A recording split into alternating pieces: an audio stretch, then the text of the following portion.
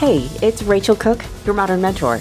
I'm the founder of Lead Above Noise, a firm helping leaders end the tug of war between driving results and driving employee engagement. We do leadership boot camps, keynotes, and pulse checks to help build custom blueprints. Let us know what you need. So today's episode is a really fun one. I got to talk to the host of the Modern Manager podcast. I know, my husband is still chuckling about the Modern Mentor, Modern Manager mashup. But her name is Mamie Kanfer Stewart, and she is an absolute delight. One of her many specialties is working with teams and leaders on how to have better meetings, because who doesn't need that, right? And we get into all of it in this episode. Also, we did kind of a modern swap, and you can listen to me on episode 323 of her podcast, The Modern Manager, because we had just that much fun. So here you go. Hope you enjoy. So, Mamie Kanfer Stewart, host of the Modern Manager podcast, which I have to say repeatedly because I start accidentally saying Modern Mentor podcast. It is such a pleasure to have you on the actual Modern Mentor podcast. Thanks for joining me today. Thank you so much for inviting me, Rachel. I'm so excited for our conversation. I am so excited for our conversations as well because I have looked at some of what you have put out into the world. I have listened to some of what you have put out into the world. I think you and I are aligned on a lot of things, like work should be easy and effective and joyful, but also productive and successful. And we should be working hard, but we shouldn't be hurting ourselves to do it, right? And I think you and I both talk about that in our own ways. What I am so excited about is that you are kind of a deep dive expert in the realm of meetings. And I will say that in my experience, I work with organizations across industries. We talk about how to activate their teams, which is kind of making them more effective, productive, joyful, all of those things.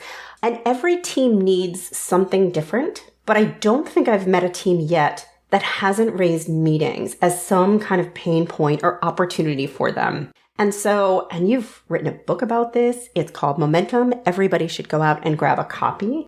And I have a bunch of questions for you, but I just want to kind of start big, maybe. So how did you land on meetings as the thing you really wanted to hone in on? And what were you seeing that really drove you to dial this up?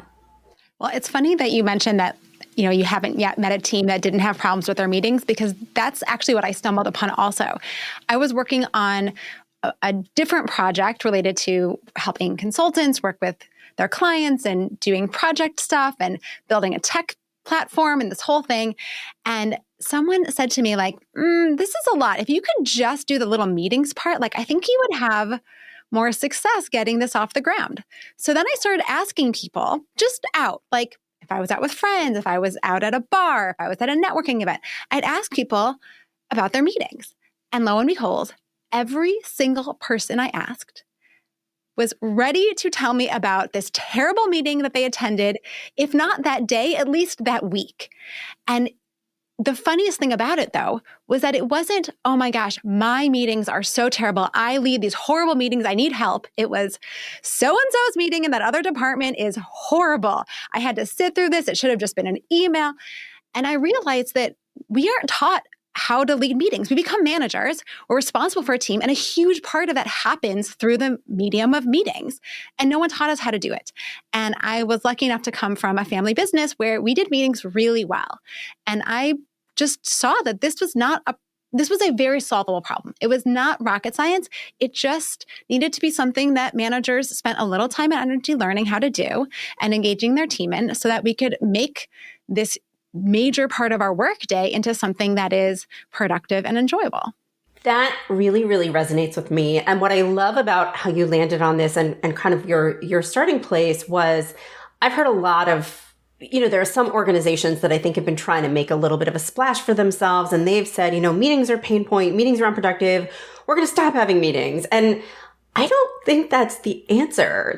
Meetings in and of themselves are not the problem. The issue is that we are not doing them well. To your point, just because nobody's ever shown us what a great meeting is. We know what a bad meeting is. We know what it feels like when it's painful or terrible, but how to really do it well. Somebody just needs to teach us. So what are you going to teach us today? Yeah, exactly.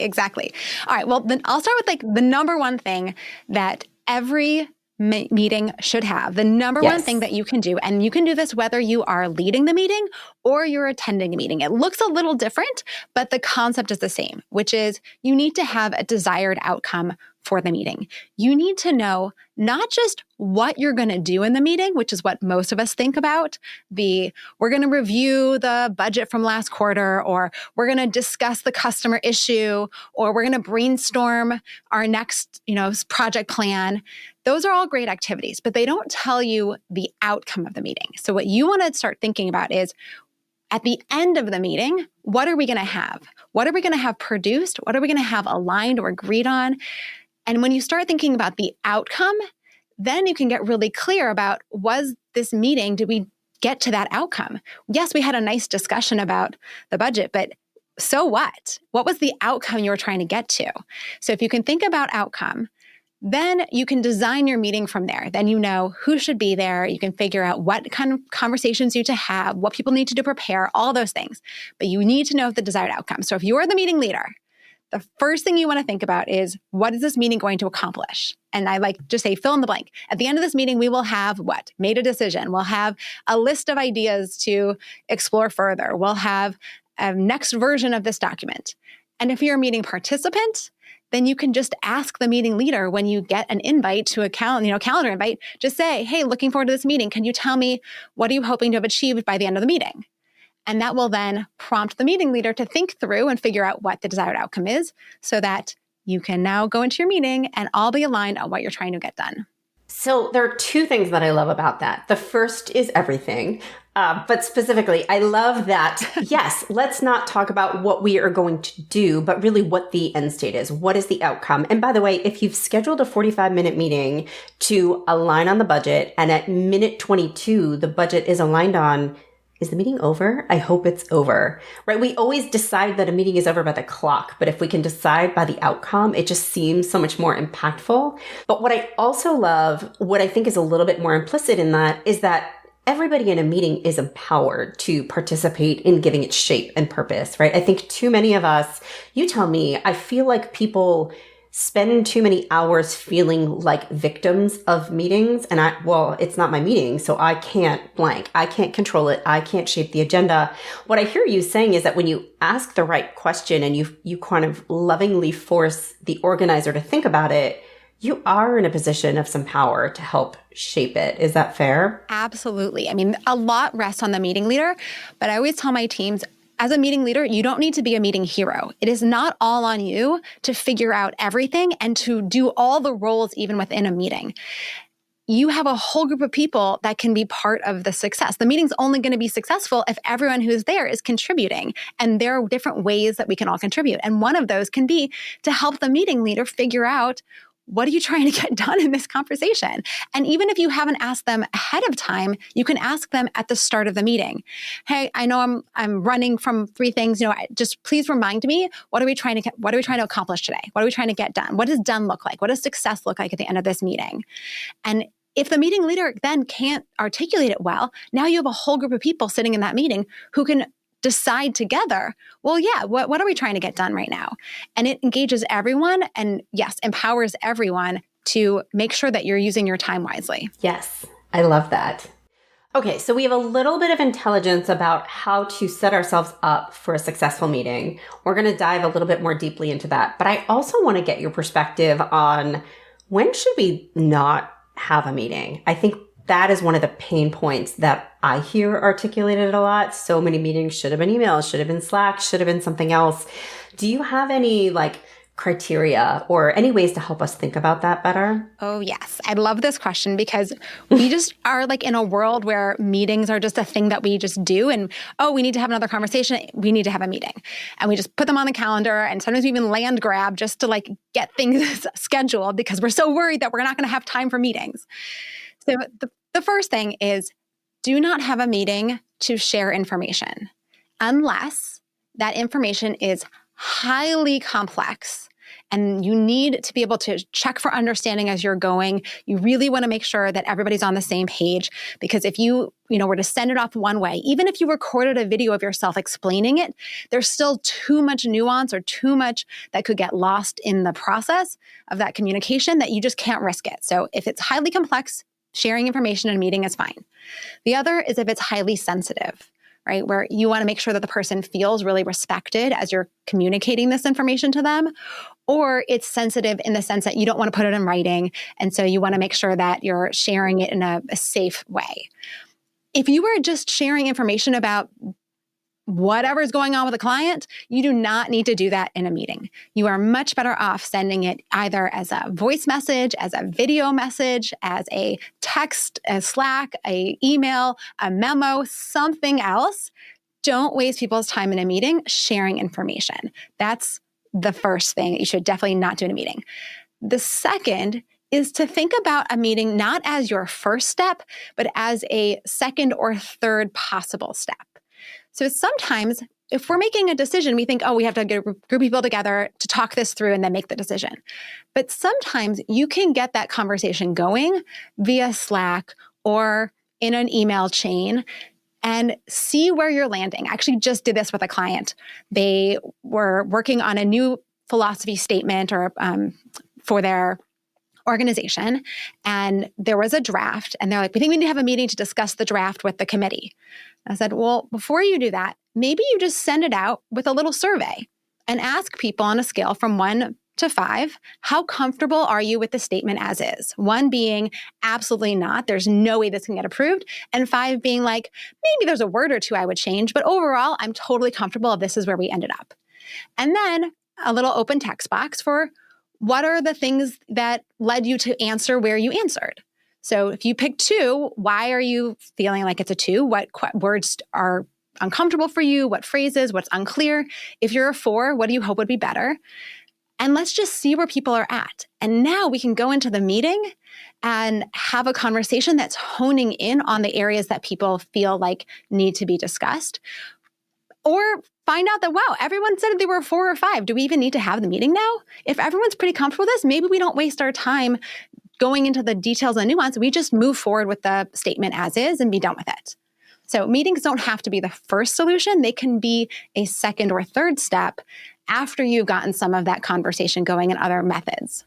I think that sounds really, really wise and impactful. And it's funny because I'll sometimes talk to clients about utilizing sort of brief surveys to check in on certain things. And one of the points of resistance I get are, we send so many surveys, we're dealing with survey fatigue. And I tell them, there's a difference between like an engagement survey or a satisfaction survey or something that feels heavy. And frankly, we kind of feel like our responses go into a little bit of a black hole versus like, I'm asking you some pretty specific questions and I'm asking for inputs that might actually save us all some time. And I think that there's a bit of an incentive for people to lean in and think more expansively about how to do that. So that's an awesome suggestion. Thank you. Yeah, I think it's important to note there the difference between we are management asking for input on management-y things, right? Like the HR engagement Yes. survey, right? Or like do you want to return from, home and go back to the office survey?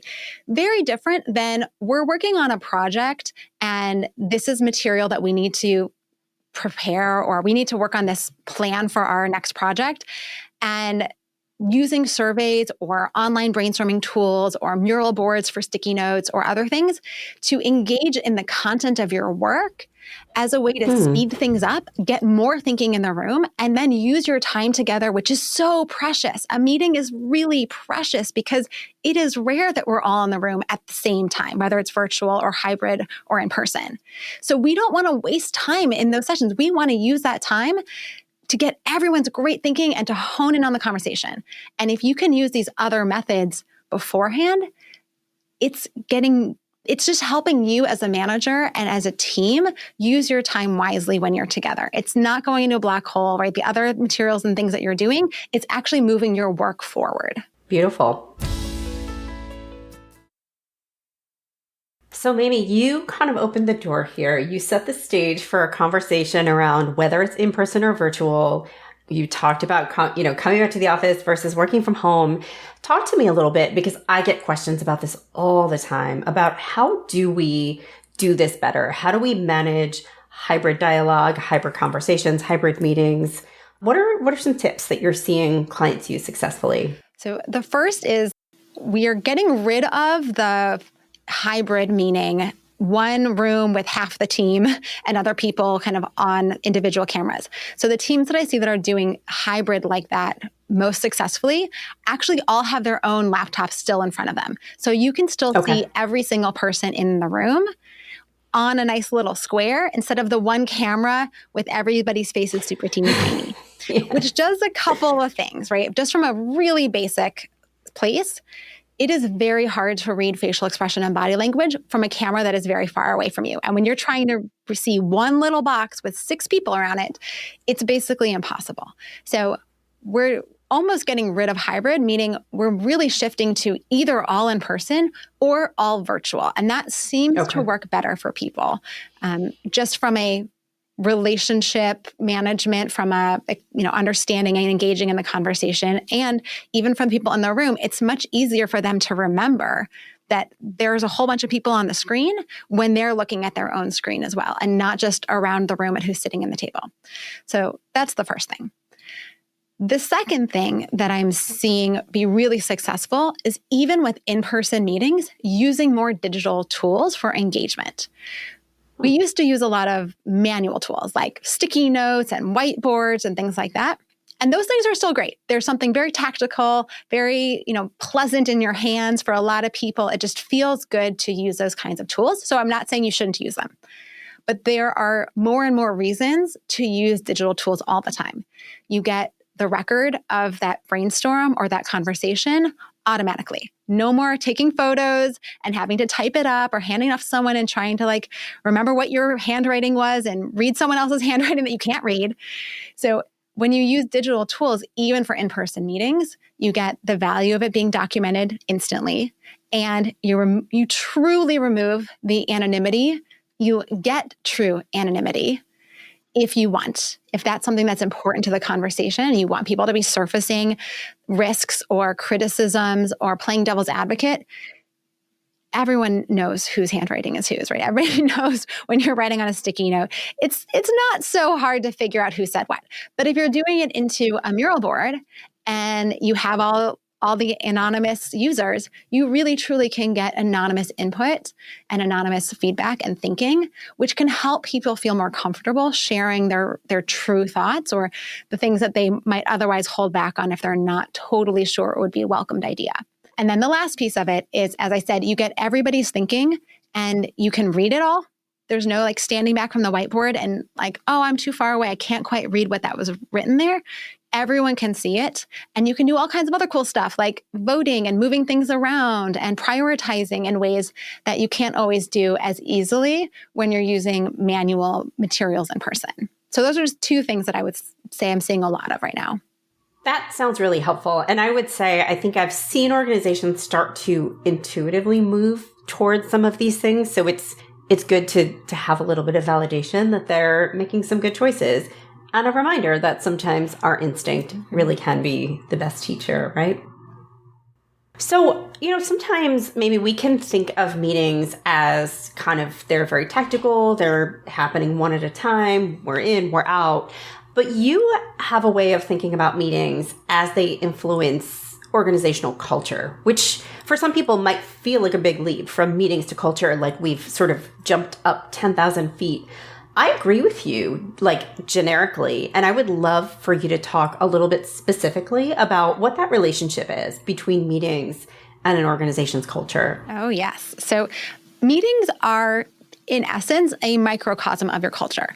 We have power dynamics at play. We have real thinking, strategic thinking and planning and decision making. We have all the stuff that happens in an organization is happening in the room of a meeting. And so if you can figure out how to get your meetings right, it can cascade into other areas, right? If people feel empowered in your meeting to speak openly and honestly and criticize the boss, right? To say, hey, I hear you, what you're saying, but I actually think we're missing something really important. Let's not, here's the other thing that I think we need to be paying attention to. Here's the risk, or here's the concern, or here's my idea that I think might be better than your idea, right? If people are willing to do that in a meeting, it means that they're more likely willing to do that in terms of addressing conflict elsewhere, in terms of giving feedback to your manager about what they can do differently, in terms of, how they connect with their colleagues across in other spaces where you as the manager might not be. So if we can understand how to create a meeting culture, or how we can make our meetings have low power dynamics, right? Where people feel like all their voices are important. Everyone can show up and contribute and be their best self. People come prepared, right? They engage and do the work. They follow through. Those are things we want everywhere. We want people to be prepared. We want them to do the work and be engaged, right? And we want them to follow through on the commitments they make. So if they're doing that in their meetings, they're more likely doing it in other areas of your work as well. That absolutely makes perfect sense. I've never heard somebody quite frame it as a meeting is a microcosm of your organizational culture, but that really does resonate for me. I'm curious, do you work with leaders so if a leader says, great, I would like to create that dynamic, but every time I run a meeting, everybody waits for me to speak first, or, people don't seem to ask the questions or share the ideas. Do you have any advice for a leader who is well-intentioned, but isn't making it happen and isn't sure why? Yes. So there's a whole bunch of different problems that managers can run into when they're trying to shift their meetings. And there's a bunch of different solutions based on those problems. So if you find that your team is unwilling to kind of speak first, they're kind of all waiting for you to say something, just don't talk. It's amazing when you count to 10, when you ask a question, or when someone asks a question to the group, and you just sit there silently and count to 10, I guarantee someone will speak up. People do not like silence. It makes us super uncomfortable. And so when someone in the group asks a question, just don't answer it. And literally count to 10 in your head and see what happens. And if still no one does speak up, because maybe, you're a particular group of folks who really are waiting and holding back, you can always invite other people and say, I have some thoughts, but I'd really love to hear from the group first, right? You don't have to say call on, Mamie, what do you think about this? You can just open it up and say, oh, that's really interesting. I have a couple of thoughts, but I'm really curious. What are other people thinking? And just let the group go. So that's the first. The second is to use some of those tools that allow people to participate anonymously. A lot of teams need to see their manager embrace the ideas first before they're willing to feel like they can be attributed to themselves. Meaning, if you do a brainstorm and you use anonymous tools and you see a totally crazy idea that you're like, that's never going to work, you don't have to say, oh, I love this idea, but you can say, I love that this idea is here. This is the kind of thinking that's going to help us get more better ideas on the table. I don't know who put it out here, but I just want I want to say thank you for pushing us to think broader, bigger, more expansively, right? When people hear you say that, then they go, oh, interesting. Maybe the next time I'll put out a bigger, bolder idea. And that will start to get people feel more comfortable to share. And then the last one I'll say on this note is specifically around being quiet around risks or criticisms. I love having everyone play devil's advocate at the same time. You're exploring a decision. We're going to take the next 5 minutes. All I want to hear for this whole group is why this is a bad decision. What are we not thinking about? What are the unintended consequences? What could go wrong? What are we missing, right? What assumptions are we making here that, if not true, are going to drive this decision into the ground? And we are just all going to think this way. And that, again, gives people permission, because a lot of times they're holding it back. So it just gives permission to share what they are thinking, and also to actually engage in that thinking, which for some of us, we don't like doing that. We don't want to disagree with the decision. We're excited about the decision, but it actually creates a pause for us to say, let's just make sure we're not running past something. I love that. What I always tell leaders, if you're asking for feedback and you're not getting any, then you need to ask a better question. And I feel like that's what you just did, right? Instead of, hey, do you have any feedback for me? And for me, I would say it's almost more than creating an invitation. It's almost establishing an imperative. Like, as your leader, I'm urging you, like, your job right now is to help me see something I'm missing, or help me flag a risk, or help me think differently with a bold question. And so I love how you frame that.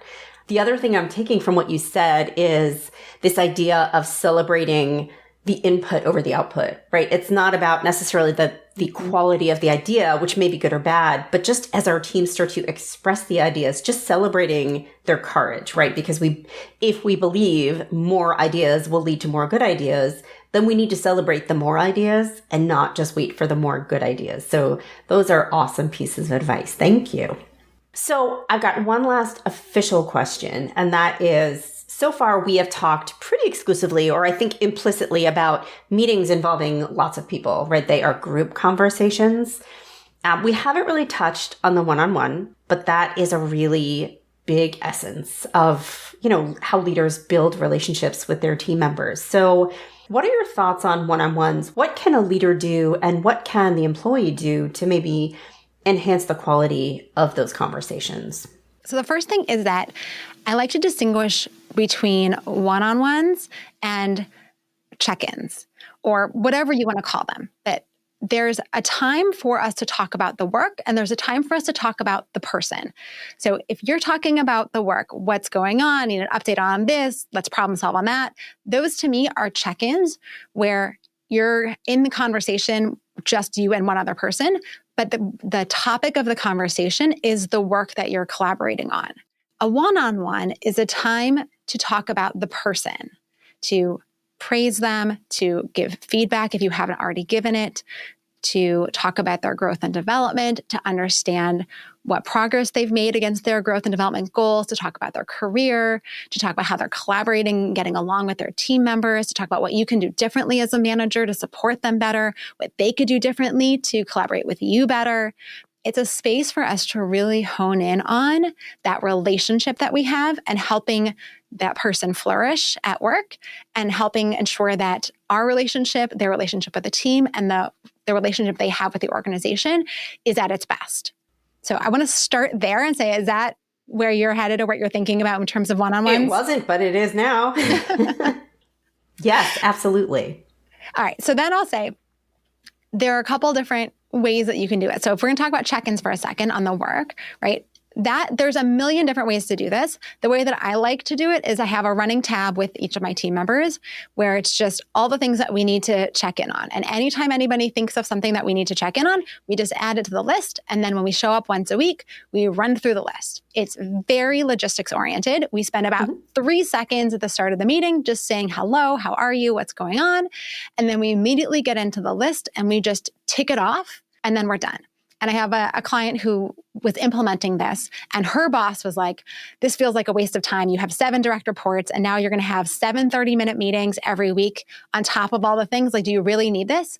And after about 2 weeks of doing it, she's like, I have saved so much time because people kept interrupting me and asking me questions, and I have a million Slack messages I have to respond to. And now everything is just streamlined. Things that can wait, just wait till we get to our check-in, and then we're done. The one-on-ones, the relationship-focused, the human-centered piece, that I suggest teams do once a month at most. And that is the time where you are really just building relationship, talking with the person about their growth, their expectations, their hopes and dreams, how they can collaborate differently and better, giving feedback, etc. And if you want, you should definitely be doing more relationship building more than just once a month. But that kind of investment in the person, I found that once a month seems to be enough, that when you're talking about how I can help you grow, how you're doing against your growth goals, et cetera, that more than once a month it starts to feel a little like, we just talked about this and I've only had 4 days to do anything about it yet. So I'm not quite ready to share more. That's really helpful. And I think that distinction, is really important, because I think a lot of people conflate those things. Are we doing project updates? Is this my development? And I think your point is valid. Development takes time to implement. And so, yes, let's hold up that frequency on the project check-ins. Let's make sure that we are addressing anything that needs to be addressed, if we need resources, if we're facing obstacles, if we have questions to be answered. But on the development front, let's give ourselves some time and space to kind of do what we've said we were going to do and have some time to evaluate if it's moving in the right direction. So that's just some really helpful advice on the cadence and I think the distinction. And if you need to meet more frequently, right? If you're working on something personal growth oriented and it feels like, I can't wait a month to get some feedback on this. I actually want to try it every single day and see how it goes. You can add that concept onto your check-in list, right? If you're meeting with your boss anyways, or meeting with your direct report anyways, once a week for your check-ins, then add on that you want to spend 5 minutes asking, hey, did I do better on that thing that I said I was going to do better on? And if not, okay, great. Let's make a new little plan for how I'm going to do that. So you don't have to hold all those conversations around development for your one-on-one. You just want to know that at least you're going to have it at your one-on-one, so that if you don't incorporate during your check-ins, you have another time for it. Awesome. Thank you for that. So maybe as we start to move to a close, is there anything that I haven't asked you yet that feels really important to this conversation? I love that question. I'm going to share one more thing, which is a lot of teams are exploring or thinking about exploring using AI in their meetings. And there's a lot of things to be thinking about. There's a lot of tools now. They're integrated easily. Zoom has it. Microsoft Teams has one. Google has one, right? Everybody has these platforms that allow you to automatically record the meeting, transcribe it, bookmark things, flag questions. It'll summarize and make meeting notes for you. It can identify your next steps. It does all these amazing things. So if you are thinking about this, or you've maybe tried it and you're not totally sure about it, what I would say is there are a lot of pros to having meetings recorded in this way, but it takes some user support to make it worthwhile. Meaning the experiences I've had so far with them is that they don't totally understand, right? They're not quite capturing your next steps the way that you might capture them if you were writing down what it is that we have to do next, right? They're generating summaries that are pretty accurate. They're flagging things in the videos that are kind of on target, but maybe not quite. So give it some time though. Don't dismiss these tools altogether. They really can help a lot. But if you're not using one, at the very least, at your end of your meeting, do a wrap up. And if you are using one, do a wrap up anyways, and use it as a way to help guide the AI to capture accurately what your next steps are, what your decisions were made, and any kind of big insights or takeaways that you don't want to lose from today's conversation. Because if you repeat those 3 things in the last 5 minutes of your meeting, who is going to do what by when, what decision did we make and why, and what are the big ideas or takeaways from this conversation that we want to be able to quickly access and find in the future or share with other people. Now you always know that the last section of your meeting in that record is going to have the information you need to find quickly, and it should be captured well so that you can immediately share it out with anyone who wasn't in the meeting. Amazing. Super smart. And I'm glad you put that out there because I did not even think to ask about AI, but it is important. It is of the moment. So thank you. Mm-hmm. So maybe as we wrap up here, people can and should go listen to the Modern Manager podcast, go subscribe. They can pick up a copy of your book, Momentum. Where else can people find you, learn more about you and the work you're doing? If you want to learn about meetings, you can go to meteor.com, meeteor.com. You can also find out more about my coaching at mamieks.com, MAMIEKS.com, and the Modern Manager website, of course.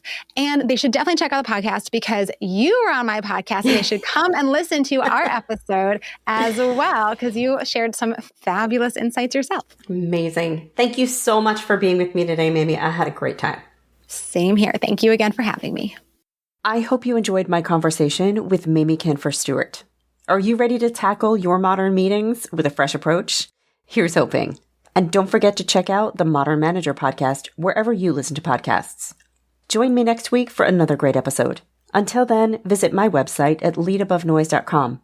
If your workplace could use an activation boost, a boot camp, a keynote, a pulse check, you choose. You can follow Modern Mentor on Apple Podcasts, Spotify, or wherever you listen to podcasts. And of course, find and follow me on LinkedIn. Thanks so much for listening and have a successful week. Modern Mentor is a quick and dirty tips podcast. It's audio engineered by Dan Fauerbend. Our director of podcasts is Brandon Getchis. Our podcast and advertising operations specialist is Morgan Christensen. Our digital operations specialist is Holly Hutchings. Our marketing and publicity associate is Davina Tomlin.